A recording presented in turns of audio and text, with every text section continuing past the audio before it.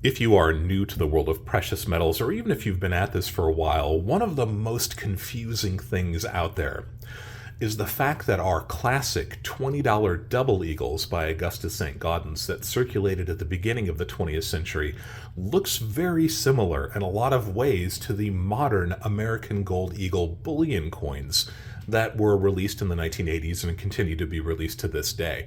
These pieces have very similar weights, they have very similar purities, they have face values and denominations. There are lots of ways that these are somewhat similar, but they are also quite different when it comes to the idea of precious metals holdings. So that's what this video is going to be about. We're going to talk about the similarities between the two. We're going to talk about the distinct differences between the two. We're going to talk about some pluses and minuses of both of these series. And then we'll round up this video with a few extra tips and suggestions. Got some other pieces that maybe kind of combine the best of both worlds. Maybe it's the worst of both worlds. You'll have to stay tuned and see what you think about that. If you are new to the channel, I want to thank you for being with me here today. My name is Dub C. If you are one of my returning subscribers, thank you guys as always for being with me. It is so awesome to see so many people returning and subscribing to the channel. And if you haven't yet subscribed to the channel, go ahead and click on that subscription button. It doesn't cost anything to subscribe. It's just a way to show support for the channel. If you are new to the channel, I like to begin my videos with a simple disclaimer. That is, I am not a financial advisor. I'm not trying to offer financial advice. I'm simply trying to share some of my experience having bought and sold precious metals and rare coins for the last 30 or 40 years. And then I like to begin my videos where I can with a couple of definitions that we can kind of work back into the subject that we're talking about. The idea of these definitions is to give you a little bit of food for thought as we go deeper into the things that we're talking about.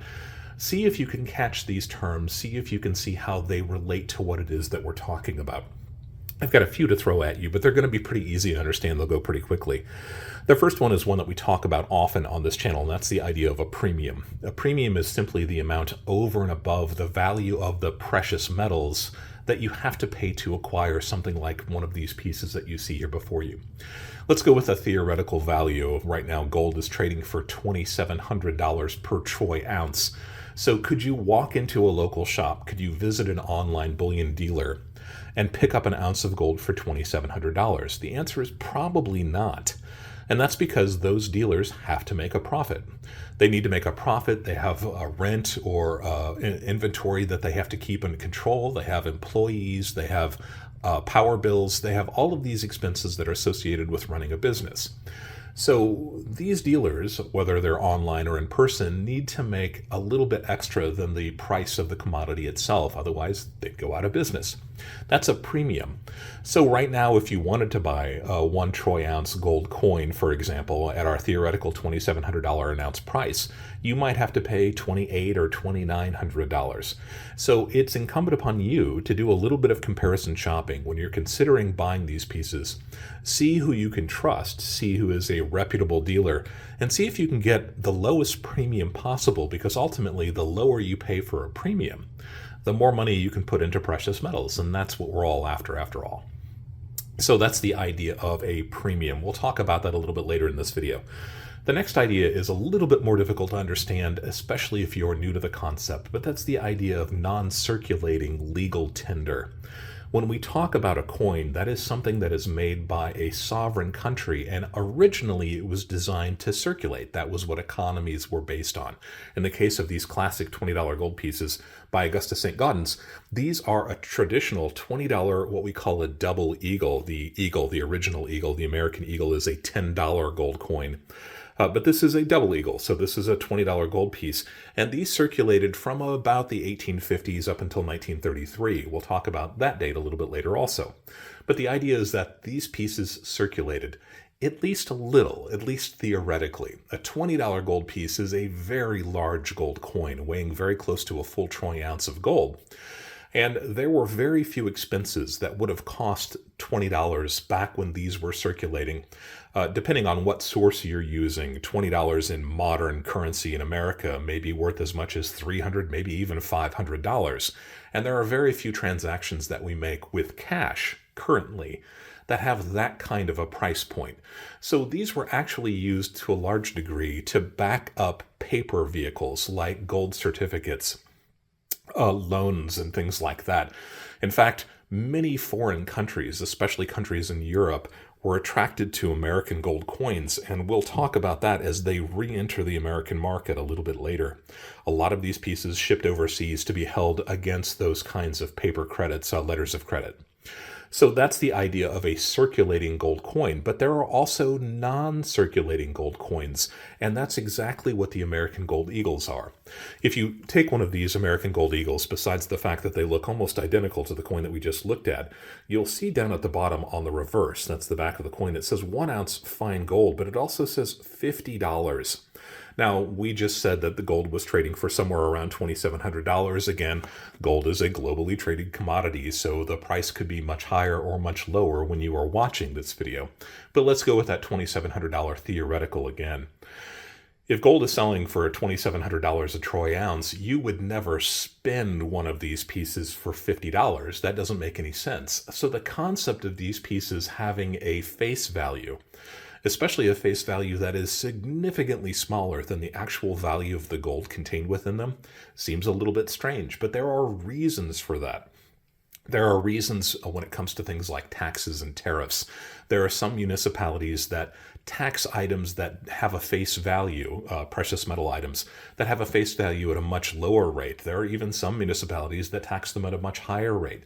Some of them have no taxes for a piece that is an actual coin, while if it was a privately made bullion bar or a bullion round, they may be taxed differently. There are also some uses when it comes to things like IRAs and retirement savings. Some of those allow certain pieces and some of them disallow certain pieces. So while I'm not offering financial advice, you can at least understand the concept of a non-circulating legal tender. The price that was on these, the value that's on these, the face value, was put there for a reason, even if it doesn't make very much sense at all. And last, there is at least the idea that when somebody comes to counterfeit, the bad guys, when they look at the counterfeiting pieces, they are a little bit less likely to counterfeit something that is actually currency, in this case American currency, because the penalties are much stiffer for taking advantage of American currency versus counterfeiting a widget of some other companies, whether it's precious metals or not. So the idea of NCLT is that it's a coin, but it was really never made to circulate. That is a non-circulating legal tender vehicle. We'll talk about those a little bit later in the video also. And then finally, the last concept is a little bit tricky to understand if you are new to precious metals, but that's the idea of actual gold weight. Both of these vehicles that you're looking at are made out of gold, but they're not made out of pure gold. You may have heard that expression being 24 karat. Carat is just a percentage, really, of gold, a fraction of the amount of gold that's contained within it, the purity of the gold. We don't really use carats anymore, especially in the area of gold bullion or gold coins. We tend to look at millesimal fineness, that is the fineness out to at least 3 points beyond the decimal point. So in the case of pure gold, it's generally speaking 0.999. The same with silver, 0.999 pure. So we're talking about thousandths of purity. And when we're talking about precious metals in particular in the United States, when we say 3 nines fine or 0.999 fine, that is accepted by almost everybody as being pure gold. We don't worry about the very, very, very tiny decimal way off in the distance that represents the potential for some other metal.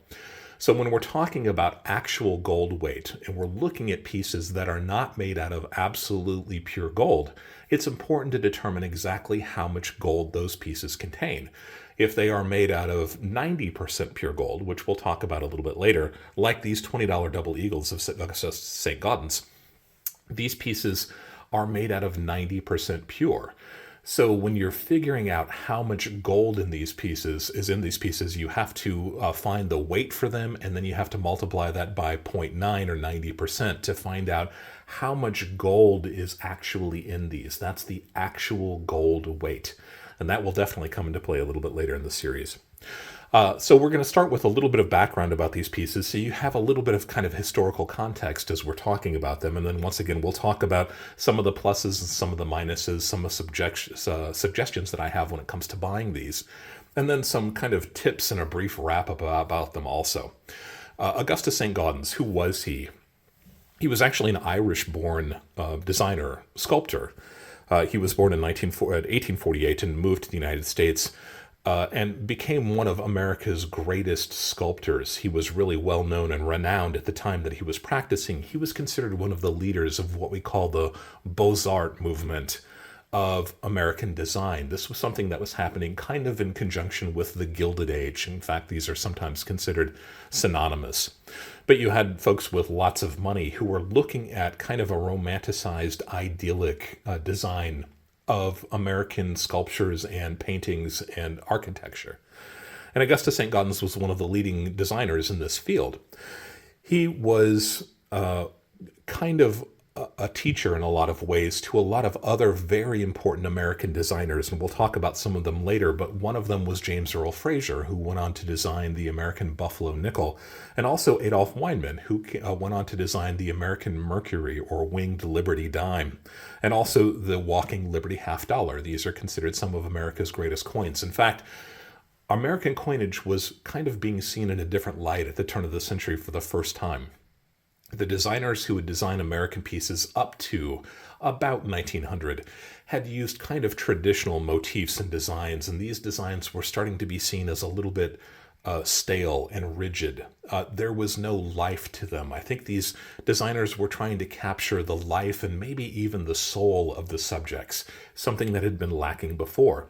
So the American Mint decided to have kind of a competition, a contest to redesign our American silver circulating coins, the dime, the quarter, the half dollar.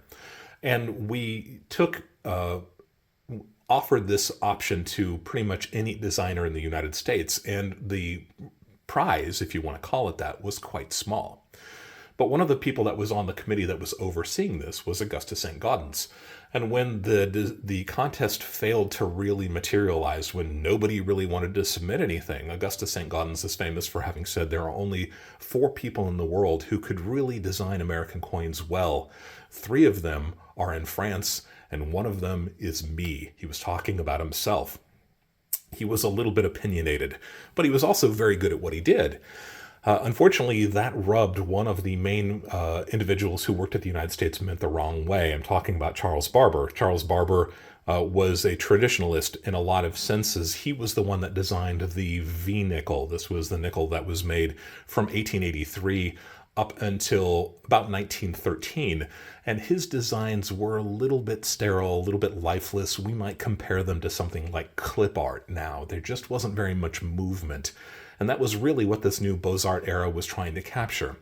So when Augustus Saint-Gaudens made these comments, Charles Barber couldn't help but submit a new design for American coinage. And of course, his pieces won. That became the Barber coinage.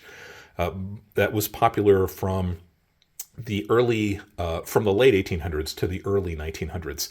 I say popular in the fact that they were made in large quantities, but even the American public wasn't very enthusiastic about these pieces. And I have to admit that personally, I've never really cared much for them myself. There are lots of people who collect Barber coinage, but I find them somewhat lacking. So Augustus Saint-Gaudens kind of decided that when he had been pushed aside, his disagreements with Barber went into different areas. They were both designing metals at the time, and they came into conflict quite often.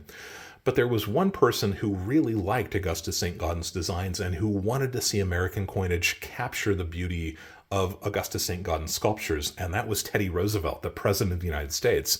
In fact, he and Augustus Saint-Gaudens were kind of friends, and Teddy Roosevelt realized that for America to really become the leader in a lot of ways in the world, our money had to be accepted and even treasured. It had to take a lot of value and be seen as something that had a lot of value by countries and individuals all over the world. So he contacted Augustus Saint-Gaudens directly. And they kind of went behind Charles Barber's back to design what Teddy Roosevelt felt would be the most beautiful American coins. In fact, that was the $20 gold piece. Now, you're looking at one of the earliest examples of these, and this was the idea of Augustus Saint-Gaudens and Teddy Roosevelt, was to make these pieces in incredibly high relief. That means they would have a very three-dimensional look to them. Augustus Saint-Gaudens was a very skilled at doing this. The problem was that these pieces would be incredibly difficult to mint. They would take several strikings under very high pressure to bring up that three-dimensional design element. And it ultimately became too costly and too time prohibitive to really be effective. When Teddy Roosevelt insisted that the Mint try it again, they used slightly less high definition dyes, and they still ran into problems. It still wasn't working very well. And then, unfortunately, Augustus Saint-Gaudens succumbed to the cancer that had been slowly making him ill for many years. And though he knew these pieces were going to come into circulation, he didn't live to really see them circulate. And the worst stroke, the irony of this entire situation is that the individual who was charged with eventually making this design so flat that it could be struck easily was Charles Barber. And a lot of people think that he took liberties to make these pieces a lot less attractive. Now, I still think these are some of the most beautiful gold coins that are ever produced, and a lot of people agree with that. They remain incredibly popular to this day. This is just a beautiful design. There's no doubt about it that Augustus Saint-Gaudens was an incredibly skilled designer, sculptor, artist. And we are very fortunate that these were the pieces that were made. So they were struck right when Augustus Saint-Gaudens died in 1907, and they were struck all the way up until 1933. What happened in 1933? My precious metals enthusiastic subscribers will immediately recognize that date. That was the date that Executive Order 6102 took effect, and that was Franklin Roosevelt deciding that we couldn't have gold circulating in the country anymore. We had to remove it from circulation. Now, really briefly, lots of stories happen in the precious metals community that say 6102 outlawed gold ownership. That's really not the case. It was designed to withdraw gold certificates from circulation because gold certificates were money. And as we said before, a lot of these were used in bank vaults and tied to certificates of deposit and everything else you can imagine. The gold itself didn't really circulate very much, but the currency that circulated in its place was tied directly to the gold that was on hand at places like the United States Treasury. And because of that, we couldn't print our way out of depression. That was really the idea. People who were in charge of monetary supply realized that we could never spend our way out of depression if we were limiting ourselves to the number of pieces of currency based on the gold in the Treasury. So when Franklin Roosevelt issued 6102, it was to withdraw gold from circulation and also to withdraw those gold certificates from circulation so that more fiat money or even silver-backed money could be made. But Americans could still own a small amount of gold. In fact, each American can own up to $100 face value. So you've got 4 $20 gold eagles here.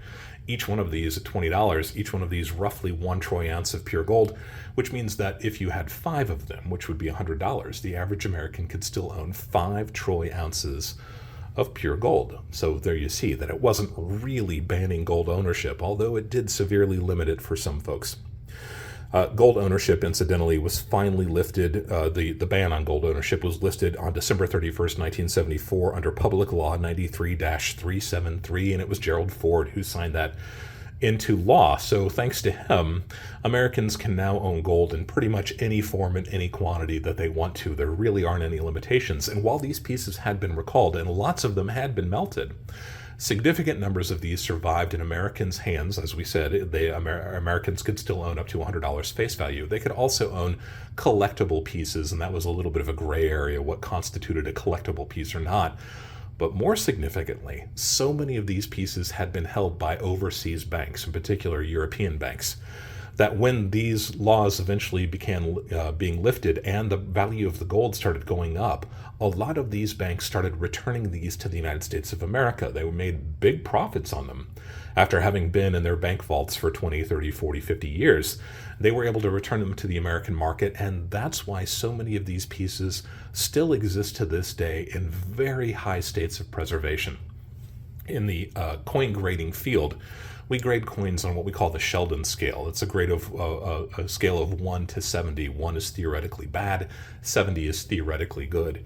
And many of these pieces are pretty high, almost uncirculated. That would be somewhere between maybe 58 and 60. And then 60 and above would be considered uncirculated. It's one of the idiosyncrasies of the coin collecting field that uncirculated doesn't really mean uncirculated. That's just the word that's associated with coins that grade from 60 to that theoretically high 70. the coins are graded on the amount of wear and fine detail that remains on them. So you could theoretically have a coin that entered circulation, maybe a little bit lightly, or maybe it was chucked into one of those canvas bags and shipped to the UK or to France or Italy. And it would still be considered uncirculated if it didn't have very much wear on the very fine points on these coins, the very high places on these coins. We'll talk a little bit more about that as we get further into this. So 1974, Americans were finally able to own gold again. And this is where we kind of shift the difference, the histories between the classic American gold pieces and the modern American Gold Eagle series. And it really happened because of the South African Krugerrand. 1974, actually technically 1975, right, because of January 1st being the first day that you could theoretically have owned gold in the United States. The big kid on the block at the time was the South African Krugerrand, and if you are of a certain age, these pieces mean gold to you, right? That's exactly what we think of when we think of gold. The South African Krugerrand started being made in the early or late 1960s and became incredibly popular. And maybe the writing was on the wall that the American market was going to open up, and that might have had something to do with the success of the Krugerrands. But for whatever reason, they were incredibly popular in the early 1970s all the way up until about the early 1980s. These were what people thought of when they thought of gold. When Americans were finally allowed to own gold again, this is what people wanted, this is what people bought. Now, the Krugerrand is made out of what we call crown gold, and that doesn't mean it's the gold that you'd find in your teeth. It means that this is the gold that British coins, the sovereign in particular, had been made out of for maybe 100, 150 years, and that is 91.67% pure gold. We might call that 22 karat gold, though again, we don't really use carat very often anymore. 91.67 on that millesimal fineness would be 0.917 for most purposes. So it's mostly gold, 91.67%, with a little bit of copper mixed into it. And that copper, 8.33%, makes the gold much, much more durable. You may have heard the expression that gold is quite soft, and that's true. As a metal, it is quite soft. But by alloying that gold with a little bit of copper, you make it incredibly strong, at least compared to natural gold. And that means it can circulate for a longer period of time before those fine devices begin to wear away. So the crown gold, 91.67, is something that had been used in the UK for 100, 150 years, and because of its association with the United Kingdom and the durability, when the Krugerrands first started being made in South Africa in the late 1960s, they too copied that crown gold percentage, 91.67% pure with a balance of copper. And that's ultimately because the Krugerrand was designed to be spent. Believe it or not, the Krugerrand was originally made as a circulating gold coin with its face value based on the value of an ounce of gold on any particular day. It is a Krugerrand, and that's the idea of a Krugerrand. 91.67% pure. Now, it's really important to understand that people who are producing these and people who are buying these were still used to the idea that gold was a circulating commodity. It was something that was spent. You would find it in change, or it was something that you would buy something with. And because of that, gold needed to be alloyed with something. The earlier pieces that have the Augusta Saint-Gaudens design, 90% pure gold with a balance of 10% copper. The Krugerrand, 91.67% pure with a balance of copper, because it was durable. And it was really hard for people to kind of get past the mental block that your precious metals were never going to circulate again. These became popular after 90% silver had been removed from America's circulating coinage and far after American gold coins had been removed from circulating coinage. But we still had that as kind of a mindset. And to be fair, if you're talking about pieces that were made in the 1960s, going back to the 1930s would have still been within lots of people's lifetimes. And there were still so many of these pieces around that even people who had these gold coins would have been familiar with the fact that circulating gold coins needed a little bit of an alloy to make them stronger. So it's not surprising that the Krugerrand was 91.67% pure. America, now finally able to own gold again, started buying Krugerrands in large numbers, and we were insatiable. We were looking for anything that we could find that was made out of gold. And the United States of America Mint kind of recognized that, and we decided that we were going to make our own Krugerrand. And that turned out very poorly. If you've ever heard the expression hindsight is 2020, then this was something that we were fumbling around in the dark and we had no business doing. And I'll touch on this really briefly. I do have a video that is coming out very shortly on these pieces, but it's the American Arts Commemorative Silver Series medallions. If you've never heard of these before, that's not surprising because not many people know about these pieces. They were not successful when they were made, and they continue to be very unsuccessful to this day. You're looking at a picture of a couple of these right now. These were designed and released in the late 1970s, released in 1980, and they were designed to feature famous American artisans from every field you can imagine. So you had people like Grant Wood and Mark Twain on these pieces. And they were designed to be an easy way for Americans to own gold so they wouldn't be buying Krugerrands. But the problems with these coins, I shouldn't even call them coins, these pieces were many, and we'll just touch on them really briefly. The fact that they were 1 ounce and 1/2 ounce gave them a little bit of a leg up on the Krugerrand, which was only 1 troy ounce. That was your only option with a Krugerrand. But these American art medallions didn't tell you what country made them. They didn't tell you the purity of the gold. They didn't say on them how much they weighed. So these pieces were kind of flying blind. You had to put your faith and trust in them. And the odd thing is about the packaging for these actually told you what they were, but the pieces themselves didn't have any of this information on them. And a sophisticated gold buying market wanted to see that information. And probably the biggest problem with this series, at least one of the biggest problems that I can think of, is that they weren't denominated. These were never monetized. They weren't technically a coin. And those folks who were interested in buying them, I think, really wanted those dollar values on their pieces. They were used to them from the early series, and they were used to them on the Krugerrand being worth 1 Krugerrand.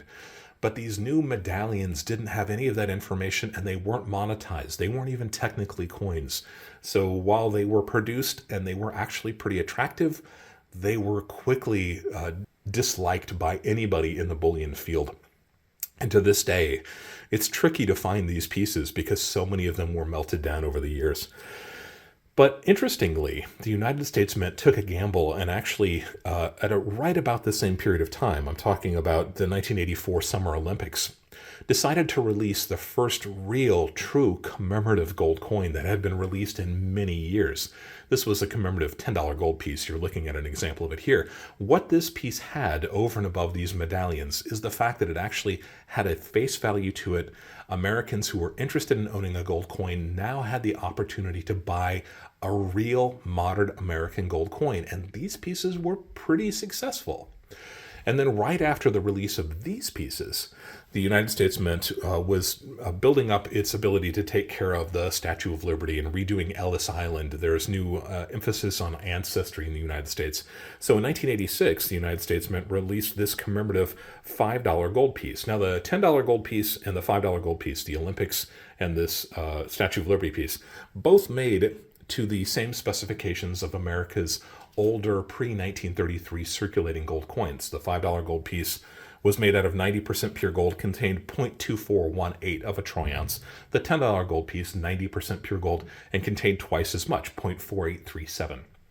So we had a history with making these gold coins. They were gold coins. They had a date. They said the United States of America on them. They had a face value. And the smaller $5 gold piece from 1986 actually sold out before these pieces were ever even issued. So there was a demand, there was definitely a hunger amongst Americans for a domestic-made gold piece. And it just so happened that on the kind of between these two, the 84 Olympics and the 1986 Statue of Liberty, Ronald Reagan decided to ban the importation of Krugerrands. So maybe there was the writing on the wall, maybe this was the impetus that we needed, but Reagan outlawed the importation of Krugerrands in 1985. And then wouldn't you know it, in 1986, the United States of America launched the American Gold Eagle program. On the heels of the success of the $5 Liberty Statue of Liberty piece and the moderate success of the $10 Olympics pieces, the United States of America decided to release these eagles. So what are these modern American eagles? This is one of the delineations that's really hard for folks who are new to this to understand. This is a Saint-Gaudens double eagle. That was just the name that we gave to any $20 gold piece. This is an American gold eagle, right? The name is somewhat similar. Each one of these contains exactly 1 troy ounce of pure gold in the form of 22 karat or 91.67% pure gold. That's that same purity that the Krugerrands had been made out of. But different from the Krugerrands was the fact that the American Gold Eagle program was made out of a little bit of copper and a little bit of silver mixed into them. That continues to make the gold more durable. And again, these pieces were never going to be circulating, but at least the Americans were starting to think in terms of a higher purity. That silver just adds a little bit of kind of a golden color to these pieces. We'll talk about that a little bit more. So America finally had a legitimate piece that could compete with the Krugerrand, and very shortly after the release of the American Gold Eagles, especially because of the apartheid government in South Africa and lots of other countries deciding they didn't want to own Krugerrands anymore, the American Gold Eagle program really took off. Unfortunately, there are so many similarities that make these two pieces quite similar, especially if you're just looking at them on the surface. So let's go a little bit deeper. I'll talk about some of the differences of them. The Saints specifications. When we're talking about the Saints, we're usually talking about the $20 gold piece. This is 90% pure gold, and it is 0.9675 of a troy ounce. We're talking about that actual gold weight, right? These actually weigh slightly more, but because this is alloyed with 10% copper, its actual gold weight is 0.9675 of a troy ounce. That's pretty close to a troy ounce, but it's not exactly 1 troy ounce. The pluses and minuses of the traditional $20 double eagle of Saint-Gaudens, they are historic. The latest examples that you're going to find are probably from the mid to late 1920s, obviously. With Executive Order 6102 in place, the 1933 Gold Eagles are an entire different topic unto themselves. They are incredibly rare, incredibly scarce. They have a story that's fascinating, but the truth is that the 1933 Gold Eagles were called by Order 6102, which makes them incredibly valuable. There are just a few examples, and they sell for millions of dollars. So if you're going to buy one of these, you're probably going to buy something that's dated 1908 or later, up until about 1930. But as we're in the 2020s now, you're talking about pieces that have almost 100 years or possibly even more than 100 years of history. That makes these really fascinating. It's definitely something that makes them interesting. They were rarely circulated. We talked before about how this was such a large amount of currency and that it was actually used to back paper vehicles instead of actually being spent. And because of that, and especially those huge hordes that were coming back from Europe, most of these pieces are in a very high state of preservation for a coin that is made out of gold and is 100 years old. That's kind of a neat thing. They have unexpectedly low premiums, at least right now. The precious metals market has been on a tear recently, and it seems to be a rule of thumb, although not always the case, that when the price of gold and silver go up, the premiums, especially on classic pieces, can drop dramatically. And right now, the premiums on these pieces are very, very low. Hopefully that will be the case if you decide to buy some of these pieces. Let's talk about it a little bit more. A gold saint, a gold $20 gold piece like this piece here, as of today, its gold value, as I'm filming, $2,603.48. Now, if you were to go buy one of these, you would still have to pay a premium on these. And you're looking at examples that are being sold right now through eBay. This is a retailer, a bullion retailer, but they also have online shops through eBay. That's a tip to look for. A lot of the dealers who sell online also have eBay stores, and often their eBay prices are a little bit lower than their own websites, or they have free shipping or other benefits. So $2,603.48 worth of gold as I'm filming right now. This dealer has an NGC MS61 example, which is a relatively low grade, but still uncirculated, right? It's still above 60. $2,758.14, or only about $154. That works out to be between 5 and 6% over the value of gold. That's a very low premium on these. Definitely makes these interesting to look at. I am a fan of slightly higher graded pieces. If I'm going to look at these pieces, generally speaking, I want to see something that is a 63 or higher. And it just so happens that these dealers have 63s available right now for $2783.95. So for that extra, $25, $30, I'd much rather have a 63. They have a little bit more collector value and a little bit more potential numismatically. When we talk about potential, unfortunately, that's all it is. There's no such thing as a crystal ball. But given the two, I think I'd probably go for a piece that has a slightly higher grade. So those 63s are very attractive. And their premium, about $180. That's not that bad on a coin that costs $2,700, $2,800. Definitely something to think about. I also just kind of think they're cool. I like the history. I like the idea of Teddy Roosevelt and Augusta Saint-Gaudens kind of going behind mean old Charles Barber's back to try to design these pieces. Teddy Roosevelt even said jokingly that he thought he was going to be impeached by Congress for doing this. And it's really hard to argue with the beauty of these pieces. They simply are gorgeous coins. There is something very exciting about having one of these in your hand. So there are definitely some pros to the older double eagles of Augusta Saint-Gaudens. But there are also some cons, some negatives to them. Remember that they are not as pure as even these modern gold American eagles. Now, modern bullion pieces that are made specifically for gold buyers today, tend to be that 3 nines fine, sometimes even 4 or 5 nines fine. But the market generally accepts 3 nines fine as being pure gold. So neither one of these are going to answer that question if that's really what you're after. But the older versions, 90% versus the newer versions, the newer American Gold Eagles, 91.67. It's a small difference, but it is a significant difference, and that's something to think about also. They are also not exactly 1 troy ounce. And in the world of kind of calculating and thinking about how much precious metals you have, that can make a difference. I keep all of my pieces logged into an Excel file, and that does all of the mathematics for me if I really want to look at how many ounces of gold or silver or platinum I own. But if you're going to own these pieces, you have to understand that they are not exactly 1 troy ounce, 0.9675 of a troy ounce. That is a really small difference between a full troy ounce and the amount that's contained within these. The difference is really about 1 gram, and this is an example of a 1 gram bar. You can see just how little this piece of gold is, even in this slightly larger assay card. This is 1 gram, and that's the difference. It's 1.010886 grams of gold, essentially 1 gram difference. So it's important to understand, not pure gold, but even that actual gold weight is still not going to be exactly 1 troy ounce, 0.9675 of a troy ounce.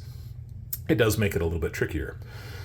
The American Gold Eagles, by contrast, they are 91.67%, again, that 22 karat or crown gold. The balance 5.33% copper and 3% silver. That's kind of neat, the fact that they've got a little bit of silver mixed into them. They are exactly 1 troy ounce of gold. Now, this is when the actual gold weight is really important to understand. Because these are not pure gold, they weigh slightly more than the amount that they are supposed to.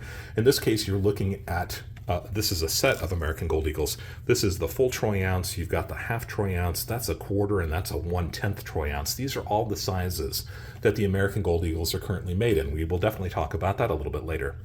But it's important to understand that when we say 1 troy ounce, even though these are 22 karat or 91.67% pure, they weigh more than a full troy ounce to account for that alloy. And the ultimate thing to remember is that each one of these contains 1 full troy ounce of pure gold in the form of that 22 karat gold that we talked about, that crown gold. The same is true of the half. It weighs slightly more than a half. The quarters weigh slightly more than a quarter, and the 10th ounce weighs slightly more than a 10th of a troy ounce. And that is to account for the gold, or for the copper and the silver that they are alloyed with. When they say 1 troy ounce, they contain 1 troy ounce of pure gold in their actual gold weight. Very important to understand. The American Gold Eagles are also fractionals. They come in fractions, and that's important. The classic gold pieces do have corresponding weights and sizes, and I'll talk about those in another video. But the important thing is that if you are looking for the flexibility of a smaller vehicle, you have the option of half, a quarter, and a 1/10 ounce. What does that mean? That makes it easier to dollar cost averaging. If you don't have $2,700-ish to drop at any given time on a full troy ounce, well, you can buy the half, the quarter, or the 10th ounce instead. Makes it a little bit easier to buy. It also makes it a little bit easier to sell when it comes time to sell. You don't have to exit the entire full troy ounce coins. If you've got smaller vehicles, you can sell exactly how much you need. The premiums on the smaller pieces tends to be much higher proportionally. So in terms of the individual coins, the premiums can actually be quite low, but when you multiply that times 4 in the case of the quarter ounces, or times 10 in the case of the 1/10 troy ounces, the premiums you will pay when you're buying these fractional pieces can be significantly higher than the premium will be on a full troy ounce piece like this one. It's important to understand that that's can be seen as a negative, but also the fact that you've got the flexibility can be seen as a positive. There are no really old dates on these, and that's dating myself a little bit. The earliest of these came out in 1986. So there is no history associated with these prior to 1986. On the other hand, if you are thinking about these pieces as a gift for whatever reason, for a bar mitzvah, a christening, a birthday, a graduation, an anniversary present, you can find these pieces from 1986 all the way up until today. Each one of these has a date on them, the date that they were made, and that can be a benefit if you are giving these away to somebody and that date has significance. You're probably not going to find it on a piece dating back to the 1930s and earlier. So this can be seen as a positive and kind of a negative also. The negatives of the American Gold Eagle programs: the premiums on these pieces tends to be higher, at least right now, than on the classic gold pieces. That may seem kind of strange when you think about it, but that is the truth. And a lot of that is based on supply and demand. The demand for the classic pieces doesn't seem to be quite as high right now as the demand for the more modern pieces. And I'll give you some examples, as we did with the classic double eagles from Augusta Saint-Gaudens. This is a random date graded MS63 NGC example from one of the larger online bullion retailers called APMEX. And we said the price of these $27.83. That's actually for the classic version of these. So how do these compare? If we're looking at a class or the more modern pieces, APMEX has these raw, and raw just means that they've never been certified. This would be an example of a raw piece. These 4 here are also raw. This is considered to be a certified piece. It's been certified by the Numismatic Guarantee Corporation, NGC. We'll talk about those again in just a moment. But a raw piece is just a piece that's never been placed into one of these third-party graders holders. A random date raw piece from APMEX, as I am filming today, $27.94. So if we're talking about a modern random date for that's never been graded for $27.94, compare that to the $27.83 of an MS63 version of the classic style. These actually cost a little bit more. And if we're really going to compare apples to apples, you might want to consider a graded piece of the modern American Gold Eagles. APMEX also has those graded MS69, which is not the highest possible grade, but again, a little bit more apples to apples comparison. $28.44. That is significantly more expensive than the classic pieces. Now, they do contain slightly more gold, right? They contain about a gram more, but they're also lacking so much historical significance and everything else that we talked about as a positive of the classic pieces. It's interesting to see that these pieces are actually trading for more. They are bringing more money. And I think a lot of that has to do with supply and demand. And then also, finally, they are non-historic, right? They don't go back prior to 1986. So if you really want something that's historic, you really need to think about these classic pieces. There are some other options that I think bear at least exploring if you are interested in buying either of these two series, but especially if you're looking at the modern American Gold Eagle program. There was a piece made in 2009 that we called the Ultra High Relief, or the UHR.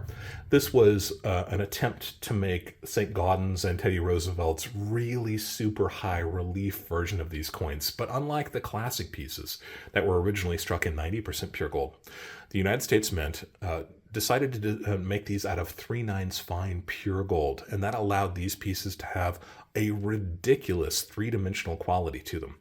Unfortunately, the Mint only made about 114,000 of those pieces, and they do currently sell at a very strong premium. So this is something that should be considered only if you truly love this design and you're looking at maybe buying the finest quality example that you possibly can without shelling the tens or even hundreds of thousands of dollars for the 1907 high relief version. The 2009 high relief version can be found online, and the prices are significant, but it is a beautiful coin. There's no denying it.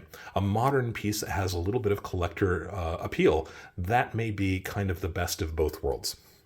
We also, the United States Mint, produced a lot of these pieces in a burnished finish. That's an interesting concept. A lot of these pieces, the modern American Gold Eagle pieces, made in what we would call a circulation or business strike, just kind of our standard surface. But we also made these in proof surfaces. Proofs are specially made coins, specially prepared dies and planchets made for collectors. They usually sell for more money, and they typically have a very mirrored finish to them. These burnished pieces, kind of a little bit of a crossover between the two, the circulation strikes and the proof strikes, but they've never really caught on with collectors. And it's interesting, the burnished examples were made in very small numbers compared to the circulation strikes and even a lot of the proof pieces. So if you are looking for the American Gold Eagles and you're looking for at least a little bit of numismatic potential, consider those burnished examples. What else do we have? There's a reverse proof. We talked about proof just a second ago. In a typical proof, you have very mirrored backgrounds, and then the subject matter, in this case, the striding liberty, would be kind of a matte finish almost. In the reverse proof, it's the exact opposite. So liberty would be in a very high reflective, mirrored style finish, and the backgrounds would be kind of a dusty finish. That's called a reverse proof. And they only made them, I believe, in 2006. So this is another option of pieces that were made in very small numbers. Now, they made about 10,000 of them. That's a pretty small mintage, but currently they're selling for about $4,000 a piece. That's a pretty significant premium to be paying for these pieces, but if you're looking for something with a small mintage that is definitely different looking and has at least the potential of numismatic appeal in the future, maybe check out those reverse proofs from 2006. In 2020, we released these pieces with a privy mark. Privy marks have been all over the news recently because of pieces that the United States Mint have released, but there's really not much more to them other than the fact that they are a graphic representation of some information. In this case, it is a small symbol that's placed on the front of the coin that represents the 75th anniversary of the end of World War II. And then finally, I mentioned James Earl Fraser early as one of the students of Augustus Saint-Gaudens who went on to design the Buffalo nickel. In 2008, the United States government decided to release a solid gold buffalo coin, also weighing 1 troy ounce, but instead of being made out of that crown gold, 91.67% pure, the gold buffalo is actually released out of 4/9 fine pure, and that really competes with a lot of other modern bullion pieces. So while they are an entirely different series, and they have their fans and detractors also, it may be something you want to consider if you're looking for a slightly more pure version of a 1 troy ounce modern bullion coin, the American Gold Buffalo series. In fact, Costco has recently started selling both the Eagles and the Buffaloes, so that's something you can look at if you're a Costco member. I mentioned that I would talk about some tips and also do a little brief wrap-up. I see that we're running a little bit long in this video. That's not uncommon for me. Some tips: buy local when you can. Go to your local shops, and that is the benefit. Whether you're looking at the classic $20 double eagles or you're looking at the American Gold Eagle pieces, to be able to compare pieces that are right there in front of you can make all the difference in the world. I've got 2 examples of 1924 American Gold Eagles, and they're both in MS62 condition. This is graded by NGC. This one here on the right graded by PCGS. They are different. In fact, you can tell the PCGS version has that beautiful golden color, while the NGC maybe not quite as brilliantly gold, but it has maybe a slightly stronger strike than the PCGS version. And the point is that you could pick out the one that appealed to you the most if you have the ability to compare these in person. So definitely patronize a local shop if you possibly can. The benefit is building the community, keeping those dollars local, but also being able to compare pieces that should be theoretically identical, but you can always find the differences, and being able to pick the piece that you want is a really significant tip. I would stick, if you're talking about these pieces, especially the classic pieces, stick with pieces that are graded by NGC, PCGS, and CAC. If you're going to be paying any kind of a premium for them, especially, there are counterfeits out there. There aren't very many of them, but I would rather have you have pieces that are graded by a reputable third-party grader, because that makes them easier to sell in the future also. And we'll talk a little bit about that when it comes to the American Gold Eagles as well. In fact, let's just go ahead and shift gears right into it. The American Gold Eagles, you can also find those pieces that have been graded by NGC and PCGS. I'm not sure if CAC is grading modern pieces yet. They may be. If they're not, there will be soon. They are a relatively new service. But these are considered raw. This is a really beautiful set of these pieces that all came together from the United States Mint. But you can find these pieces that have been graded by NGC and PCGS. I think that's a good idea. There are many different reasons for it. Again, the authenticity, it's easier to buy, it's easier to sell. To be able to show somebody the grade on them that's been assigned by a reputable third-party grader will make it much easier, and these pieces will sell faster. I personally would stick to the grades of 69 and 70, and I would probably stick to a 70 really. 69 I would be okay with. I wouldn't want anything lower than a 69. I would try to find the graded 70s without any higher premium than the 69s. That's the ultimate good tip when it comes to buying the American Gold Eagles. Remember those burnished eagles, right? Since they never took off, they may never take off. We call that a sleeper. Sometimes we see that in coin series that just never become popular when they really should. But the mintages on those pieces so much smaller than even the proof versions of a lot of those American Gold Eagles. Definitely worth considering, especially if you can find them without having to pay a significant premium. And again, probably stick with the 69s or 70s. A brief wrap up as we get overlong here. The difference between the two, 0.675 of a troy ounce actual gold weight versus 1 troy ounce actual gold weight, right? That's the significant difference. 90% pure versus 91.67% pure. But ultimately, you're looking at that actual gold weight, right? That's much more important. 100 years of history versus made today, or within the last 20 or 30 years anyway, right? Slightly higher premium, or lower premiums rather. Right now, at least, the premiums on these tend to be very, very low. That could change dramatically in the coming weeks or months. But right now, the premiums on the classic pieces tends to be quite low, surprisingly low. You might want to take advantage of that while you can. The premiums on the modern bullion pieces, a little bit higher. That's a little bit counterintuitive, but that's definitely the way that they are right now. Again, probably based on supply and demand.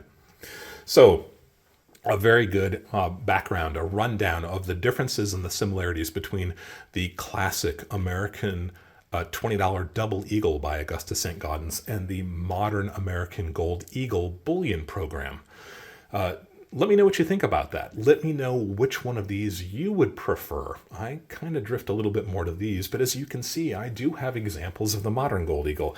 If you have questions about anything that we talked about here today, I encourage you to leave a question down below. I like to say that if you've got a question, there's a good chance that somebody else has that same question. Let's see if we can answer it for everybody. If you have suggestions or ideas of other videos or even video series you'd like to see me make, leave that comment down below, and if I wind up making a series or a video based on your suggestion, I'll give you a great big shout out. If you haven't yet subscribed to the channel, here's your opportunity. Please go ahead and click on the subscription button, become part of this community, hit the like and the notifications also. Always be learning, and thank you for allowing me to be a part of your journey as we go deeper into the world of coins and physical precious metals.